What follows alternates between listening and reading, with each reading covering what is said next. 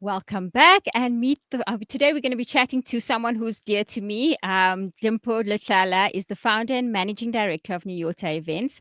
Limpho is known to many as a mother of three boys, proudly South African born Mosotho, born in South Africa and raised in Lesotho. She's considered herself a true child of Africa, an entrepreneur and philanthropist. Assalamu alaikum, Limpho. How are you? Walaikum salam wa rahmatullahi wa ta'ala wa barakatuh. Yeah. Alhamdulillah, Mawlid yourself. I'm good, good, thanks. I forgot to mention that she is a former host of the Common Space at Salam Media, so she knows very well, and also our former cover girl on Covered Magazine. Yeah, that's like a lot to take in, That's eh? a lot to take in, eh? Alhamdulillah. So for our, so I was going to say readers, but for our listeners at the moment, do you want to share a little bit about your personal journey before we touch on the transformation? Where do I even start? From the beginning. No, it's been a bumpy ride. I'm sure a lot of people do still remember me before I went into hibernation. Besides life happening, I think even my journey in Islam took a huge knock during my trials. But Alhamdulillah, we always find a way. Allah always re-guides us, and it's been a blessing being glow up season for me and being able to really grow into that and finding my relationship with Allah in a different light than I was in that space. So it's been beautiful, Alhamdulillah. Alhamdulillah, shukr. What was the turning point that motivated you to change your circumstances? I know I want you to just elaborate a little bit on the circumstances so that we get an understanding. I think a And then near tell me death what motivated you. experience, or also my kids, Mm-hmm, because during my journey, I had a mild mm-hmm, stroke and I was unable to really do anything, and that's when I decided, you know what, I need to rethink of how my direction in life is going, and also I wouldn't want my kids not to have a mother. So I mm. needed that space to reconnect with Allah, and that experience in itself just built a whole different relationship with Allah for me. I know you said you went into hibernation.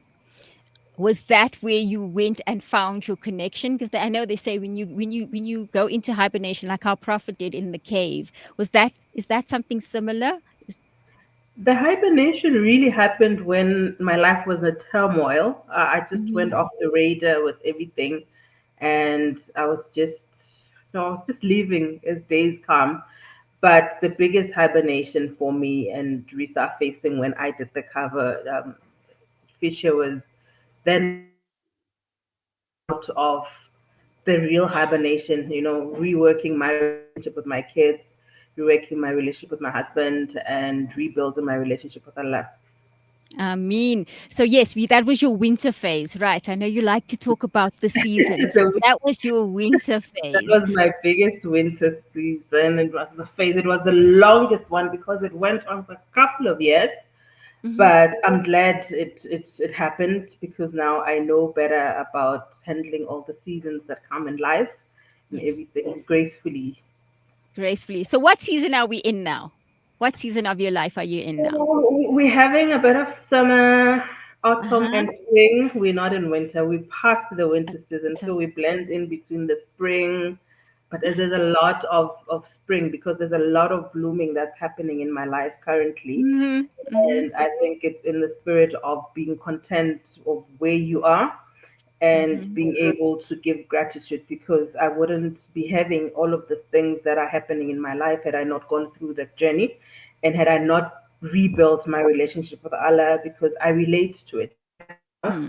because it's not attached to anyone else except myself. It's just me and Allah, and it's the relationship that we have, and all the blessings and miracles that come with that space of gratitude have been such tremendous and overwhelming gratitude, really. Oh, wow. That's beautiful. I know you're sitting in gratitude at the moment. And that's also what stemmed your your current project of finding your orange, which I really, really love. Do you want to share more about what finding your orange is more about? I know. Find Orange is a movement. I call it a movement now, but Mhm. when it started, it was just a thank you coffee meetup for people that were there for me in a phase, in the darkest phase of my life. Because I learned about destiny helpers, or the kindness of people that Allah places in your life Mhm. at certain moments, and I'm glad that I didn't miss learning that period, because it humbled me so much. As I always say, as a firstborn child, the pride and ego of being able to submit and saying I failed and I need help has always been my biggest challenge. But at that moment, Allah placed different people that understood me in each different phase that I was in, and they helped me and showed me kindness. And had it not been for them, I also would not have gotten out of that dark hole that I was in. It was the Mhm. kindness of people, mostly strangers and people that I just met, that motivated me to get out of that. So find your orange was a trend that was happening on TikTok, where a color was associating people or person in your life, and an orange was somebody that randomly showed up for you and gave you a full meaning of love without having a long-term relationship with you. So there were a lot of those people that the first time when I had the branch was to just celebrate them and acknowledge them. But because I love community project, I realized that in a lot of things that we do, kindness is the last thing that has been on people's agenda. Really, people are not Mhm. mean. So I diverted into a kindness awareness campaign where we collaborate with different people. This year we have kindness ambassadors in different organizations that we collaborate with to raise kindness campaigns in different communities. Oh, wow. Mashallah. You just mentioned that people are mean. Why do you think people are mean? Like, what experiences have you had where people are mean? Generally, I don't know what. I think we go through a lot with Mm, people. I, for one, for me, would say the biggest meanness that I'm getting now was I used to be a full hijabi and I'm not right now. mhm, And I'm not ashamed of it. I would really love to navigate back to being a full time hijabi. But like I'm saying, I'm transitioning into my learning Islam differently to how I had learned it, because had I understood a lot of things and not just bulldozed into everything, I would have navigated life differently. So I'm mm, gradually learning why I do something. Does it resonate with me at that moment, and what lesson is Allah trying to teach me in that phase? So you find that now when you give people salam, they answer you hello. They don't give back salam because, you don't you know, have a job on. yes, and you find that it's one of those things. But I think at the space that I've healed on, I was saying in another interview that I did that the healed version of me Mhm, relates better with people, friendships better, mothers better, and wives better. So I don't take things personally like I would previously. mm, I make all the excuses for people. It's not about me. They're probably having a bad day, because I mm. don't want that negative energy to really divert me from the space and the journey that and the fulfillment that I'm in. I don't want anything to mess with my Miss, energy. Yes. yeah, no, nothing's missing with your chi. When we get back from the break, we will be chatting to you more about your mindset motivation. Thank you.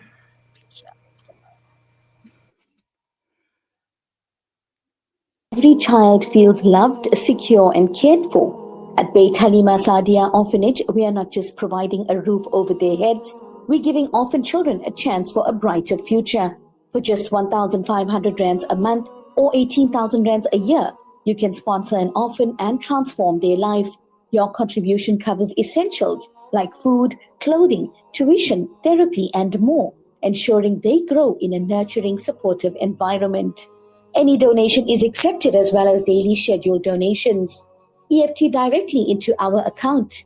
Beit Halima Sadia Orphanage, First National Bank, account number 6313-1080-078, branch code 250737, section 18A registered. Take this step today. Contact Sister Nazarene at 083 653 5669 or email info at bhscycc.co.za.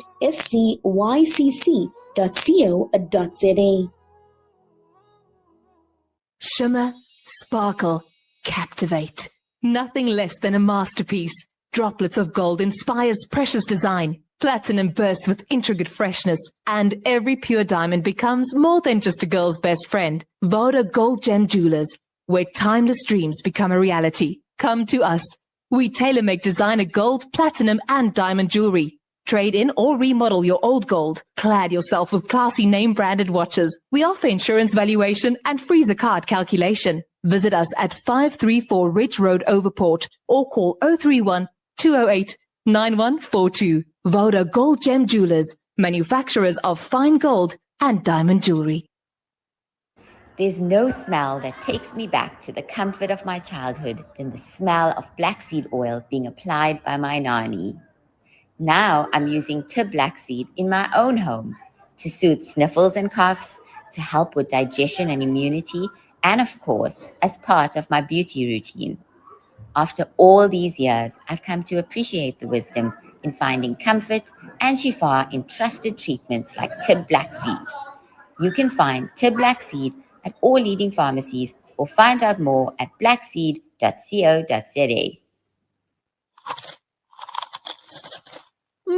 Dad, these Frymax chips are so tasty. Wow, that really takes me back. My dad bought me a Frymax chips every day after school. They were my favorite when I was your age as well.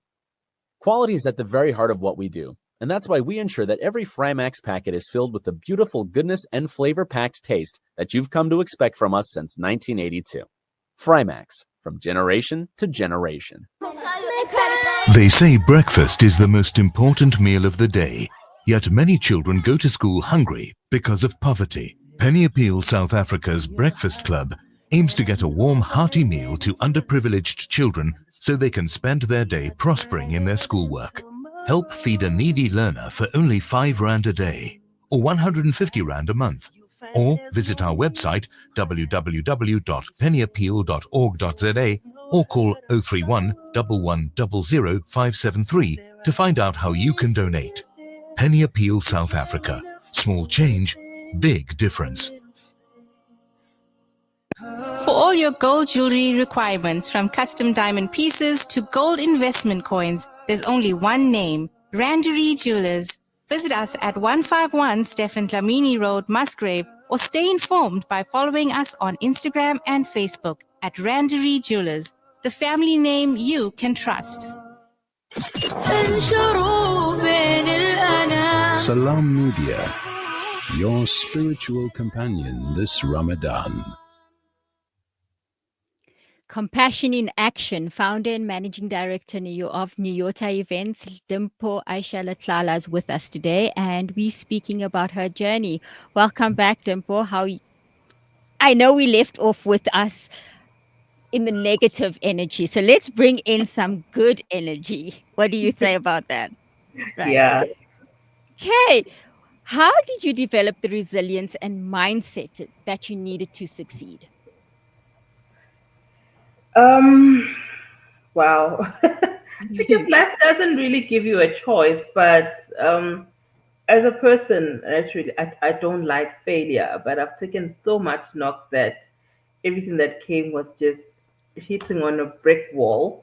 But I will say the biggest thing has been my reworking the relationship with my creator, because I learned in that phase to be within myself and shut the noise of everything else except that. So I gave in, and I was like, Allah, I give my life and direction to you. You guide it, and I'm leaving all control. I've always liked having control of everything that I do, and life has not always navigated into how I wanted it to be.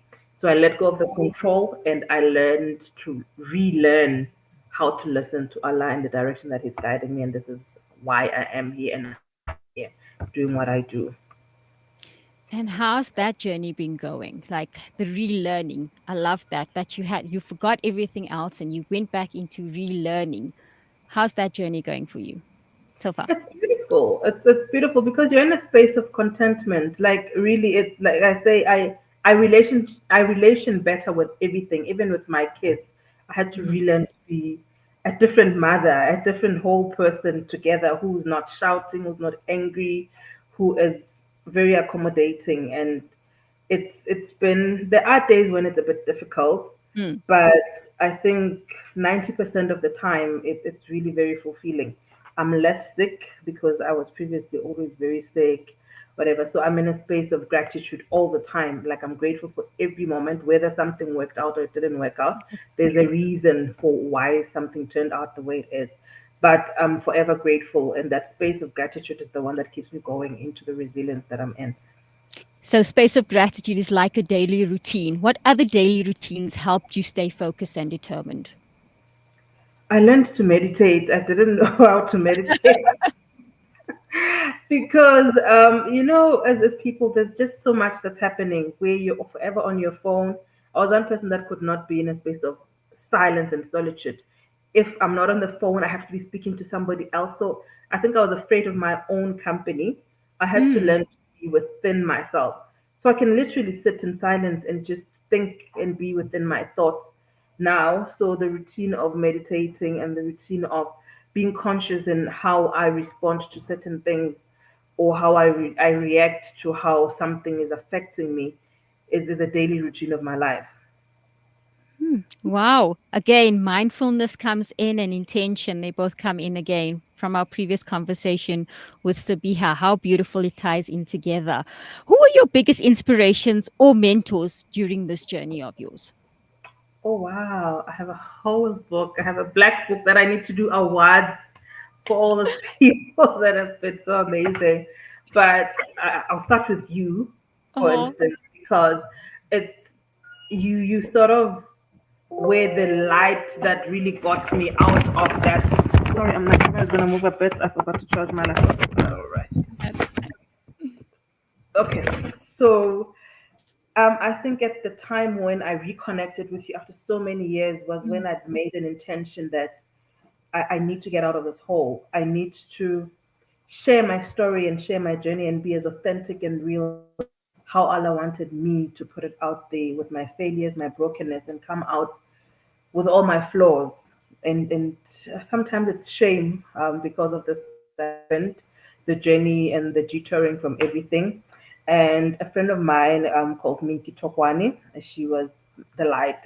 She's a girly's girl. She hypes me up so much. Sakina wonderful. Pumelele has also been such a big support.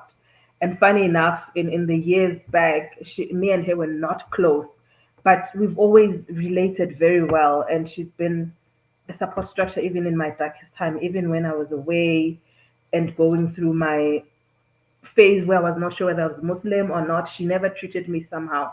So I think those are the highlights of people that are my mentors, because it's people that are real and were there in my life at the moment. Oh, that's beautiful. Yes, and I feel that needs to be shared because we never hear stories about sisters lifting up each other. We Mm. hear about it, but we don't see it. And Alhamdulillah, that is absolutely beautiful.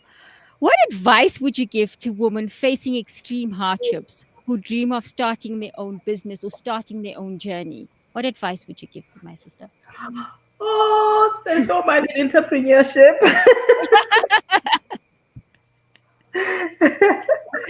I think it's being able to, I would say, how you handle the failure, because we go into it, and when failure comes, we sort of give up. It's about consistency, and the consistency is not saying I'm doing this forever. You're allowed to take a detour. You're allowed to change Mm, decisions in so many different avenues of business to find myself into something that I know this is my purpose. This fulfills the alignment which I am in, the direction that I'm going. So you can change and redirect the direction of your business. You must give yourself room to grow and evolve in that space and allow yourself to fail. There's mm, nothing. But I think the biggest thing I can give advice for women is always shoot your shot.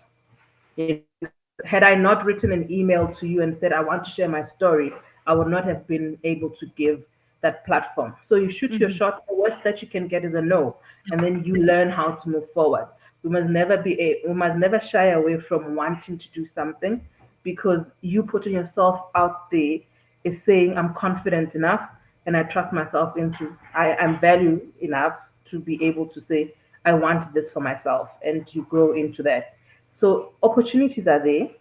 We just miss them because we're hiding behind the scenes. Why do you think we hide? Why do you think we hide? I think we listen to the noise. We shy away from people's opinions. We shy away from what if I fail? Hmm. But failure is also not weakness. Failure is part of the success in the journey that you're supposed to go through. It's part of a season. So there's a failing season and there's a winning season. And trust me, the winning season after the failing season is the biggest joy that can ever come. I can only imagine. I also think it's something got to do with fear. I feel like we're afraid of the unknown, and that's Yeah. what keeps us behind, you know. Alhamdulillah, I am so glad to be chatting with you again. I always love chatting to you. We can go on forever, but I do know that we have another segment coming up soon. So I'm going to wrap Yeah. up this. But before I wrap up, one more question's come in, and we can end with this question. How do you balance business success with social impact? That's a good question. Ooh, I think I even forgot what my business does because I don't even see where the profits go of my business. I don't benefit from them, and I'm sure my husband is going to strangle me anytime soon. But I've learned that in the more that I've given, it's the more that I've received. So that's what keeps me going every day. And the spaces that have been placed because of the community impact that I've been involved with has kept me motivated for this long and has kept me consistent in what I do. So it's always been, very rarely with hardship comes ease. And I know Mm. that, and it's something that I want to advocate and teach people that there's nothing to lose. Sometimes you give when you don't have. I don't have money. I'm employed. My business is on a standstill. I'm expecting a new baby. I literally, Oh, but mashallah. because I have so much that I give genuinely with all my heart, Allah always gives back and compensates for that which I could consider I lost because I'm not having income at the moment. But every time that I've been involved in a program, I've received so much more. So I mean, is also I don't let it. I've learned not to let affect my family, but we collaboratively now do things as a family together. I work with my older son. My also are part of the programs when we have to. Hubby is a driver. He's but having them involved has also brought a lot of barakah in our family. I mean, And that's how I managed to balance that because there's not a time where they feel I've neglected them in a certain way. And I've set a lot of boundaries in terms of how far I can extend myself in whatever that I'm doing. subhanallah, you just brought something out that monetary value, income, it doesn't have to be monetary or it doesn't have to be money. Abundance comes in different ways, Yeah. alhamdulillah. And yeah, the barakah is what we're looking at. Jazakallah so much for taking the time out and joining us and sharing your story. And yeah, for those that want to check out more, they can go read our issue, our covered magazine. Yes, definitely, definitely. Jazakallah so much. And pass my salam to everyone at Salam Media. I will do. I will definitely do. Wa alaikum salam. All right, Assalamu alaikum. Wa alaikum salam. Salams. Okay, that was Limpho Aishah Letlala. Lovely chatting to her, amazing spirit. And yeah, before we get into our journey with Quran, I think we're going in for an ad break. And yeah, see you soon.